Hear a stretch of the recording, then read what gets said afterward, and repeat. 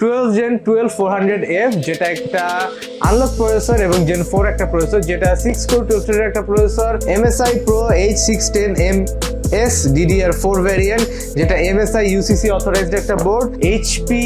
EX900 Plus M.2 আজকের storage, যেটা 256GB, যেহেতু বাজেট ফ্রেন্ডলি, অনলি 53,000 টাকার একটা বিল, যেখানে একটা মনিটর প্লাস গ্রাফিক্স কার্ড থাকবে, ASRock লো প্রোফাইল একটা গ্রাফিক্স কার্ড, যেটা Intel Arc A380, 6GB একটা গ্রাফিক্স কার্ড Arc A380, যেটা দিয়ে আপনারা গেমিং হোক, প্রোডাক্টিভিটি হোক, সবই মোটামুটি করতে পারবেন। ভ্যালুটপের S22 IFR 100 Hz IPS panel 1080p একটা মনিটর, যেটা 100 Hz যখন স্টার্ট হয় মার্কেটে মনিটর আসা, এটা সেই প্রথম দিকের একটা মনিটর। এই কেসিং এর ভিতরেই 450 ওয়াটের একটা পাওয়ার সাপ্লাই অ্যাড করা আছে, যেটার ওয়ারেন্টিও থাকবে 3 ইয়ার।